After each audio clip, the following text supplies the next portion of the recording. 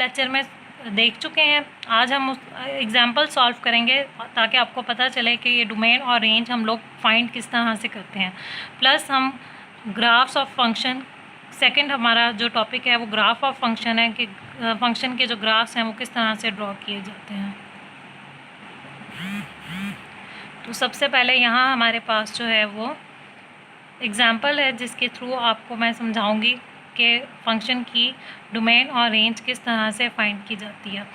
अब यहाँ पे आपके पास फर्स्ट जो एग्जांपल है फंक्शन की डोमेन और रेंज, पहले हम रिवाइज कर लेते हैं थोड़ा सा कि अगर आप फंक्शन को डिफ़ाइन कर रहे हैं सेट एक्स से वाई की तरफ, तो आपके पास जो एक्स होगा वो डोमेन होगा, वाई जो होगा वो आपके पास को डोमेन होगा, और वाई के जो एलिमेंट्स एक्स के एलिमेंट्स के साथ रिलेट करे होंगे वो हमारे पास क्या होंगे, रेंज होंगे।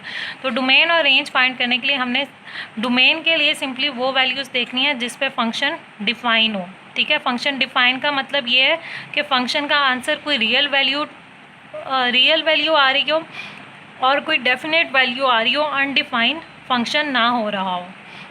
और रेंज आपके पास जो आप इनपुट दोगे उसके आंसर में जो जो आंसर आते जाएंगे वो आपके पास क्या हो जाएगा, रेंज हो जाएगा। जिस तरह से हमारे पास जो फर्स्ट है एग्जाम्पल नंबर 2 जो यहाँ पे लिखी हुई है, इसके अंदर उन्होंने एफ ऑफ एक्स को क्या दिया हुआ है, एफ ऑफ एक्स आपके पास इक्वल है एक्स स्क्वायर के। ठीक है, तो एक्स स्क्वायर में आप कोई भी वैल्यू पुट करें आपके पास आंसर जो है वो कोई डेफिनेट नंबर ही आएगा, पॉजिटिव डेफिनेट नंबर ये इसका आंसर में आएगा। ठीक है, वो किसी भी वैल्यू के लिए अनडिफाइन नहीं होगा। तो इसकी डोमेन आपके पास क्या हो जाएगी, complete set of real number. ठीक है, complete set of real number. और रेंज जो है वो इसकी रेंज आपके पास, क्योंकि स्क्वायर का आंसर हमेशा आपके पास पॉजिटिव होता है तो आपके पास पॉजिटिव रियल नंबर्स होंगे, प्लस ज़ीरो का जब आप स्क्वायर लेंगे तो ज़ीरो का स्क्वायर आपके पास क्या होगा, ज़ीरो। इसलिए उन्होंने लिखा हुआ है नॉन नेगेटिव रियल नंबर्स, क्योंकि अगर आप सिर्फ पॉजिटिव इंटीजर्स को देखेंगे या पॉजिटिव रियल नंबर्स को देखेंगे तो पॉजिटिव रियल नंबर में आपके पास जो है वो ज़ीरो शामिल नहीं होगा। तो ज़ीरो इंक्लूड का, क्योंकि वो ज़ीरो ना पॉजिटिव है ना आपके पास नेगेटिव है, तो इसलिए हमने उसको नॉन नेगेटिव रियल नंबर्स से जो है वो रेंज को डिनोट किया है। अब जो थर्ड एग्जांपल है इसमें आप देखें कि ये आपके पास फ्रैक्शन के अंदर उन्होंने क्वेश्चन दिया है, और फ्रैक्शन आपके पास कब अनडिफाइन होती है, जब डिनोमिनेटर आपके पास इक्वल टू 0 हो जाए। तो अगर आप इसमें वैल्यू 2 या -2 पुट करें तो 2 का स्क्वायर भी 4 होगा और -2 का स्क्वायर भी 4 होगा, और 4 - 4 आपके पास 0 हो जाएगा, समथिंग ओवर 0 अनडिफाइंड। तो आपके पास 2 और -2 के लिए फंक्शन डिफाइंड नहीं होगा, तो उन वैल्यूज़ के अलावा बाकी का तमाम रियल नंबर का सेट इसकी डोमेन में होगा।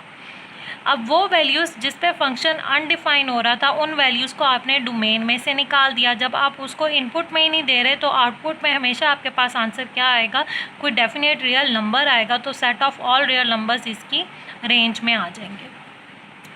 फोर्थ एग्जाम्पल में आप यहाँ देखें कि हमारे पास ये स्क्वायर रूट के अंदर जो है वो एक्सप्रेशन जो है वो स्क्वायर रूट की फॉर्म में दिया हुआ है। अब स्क्वायर रूट वाले क्वेश्चंस के अंदर आपने क्या देखना है, स्क्वायर रूट वाले क्वेश्चंस में आपने इस चीज़ को नोट करना है कि किस इंटरवल में जो है वो आपके पास आंसर जो है वो रियल आ रहा है और किस इंटरवल में आपके पास आंसर कॉम्प्लेक्स आ रहा है। क्योंकि हम यहाँ रियल वैल्यूड फंक्शन देख रहे हैं जिसका इनपुट भी रियल है आउटपुट भी रियल है, तो जहाँ हमारे पास इनपुट रियल के जवाब में आंसर जो है वो हमारे पास जो आउटपुट है वो हमारे पास अगर कॉम्प्लेक्स हो जाएगी तो हमने उसको जो है वो डोमेन में से निकाल देना है, उन एलिमेंट्स को डोमेन में से निकाल देना है, जिसके लिए रेंज आपके पास क्या हो जाएगी, अनडिफाइंड इन द सेंस कि कॉम्प्लेक्स के में वो चली जाएगी, रियल में वो डिफाइंड नहीं होगी।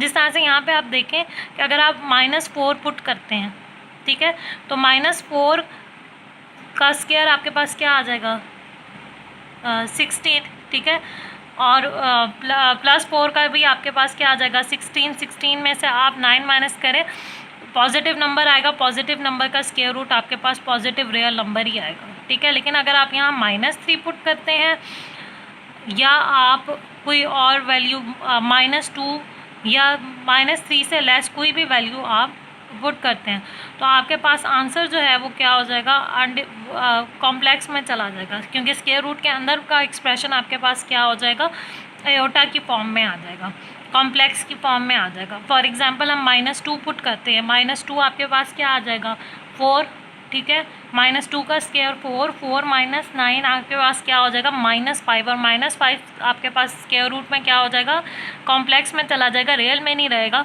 एयोटा आ जाएगा आपके पास। तो हमने क्या करना है -3 से लेके 3 तक के जो वैल्यूज़ हैं उनको हमने निकाल देना है, बाकी का जितना हमारे पास होगा वो हमारे पास डोमेन में आ जाएगा, ठीक है। तो सेट ऑफ रियल नंबर को हम रिप्रेजेंट करते हैं -∞ से पॉजिटिव इन्फिनिटी, या आपको मैंने फर्स्ट ईयर में भी बताया हुआ।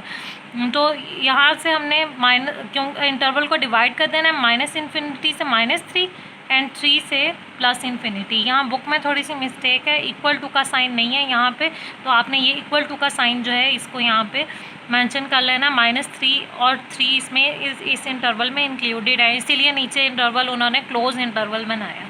और रेंज आपके पास क्या होगा, क्योंकि इनपुट आप रियल दे रहे हैं तो आउटपुट भी आपके पास रियल होगी, और नेगेटिव में आंसर इसका नहीं आएगा। Set of all positive integers इसका आंसर होगा 0 से लेके +∞, 0 भी इसमें शामिल नहीं होगा, ठीक है।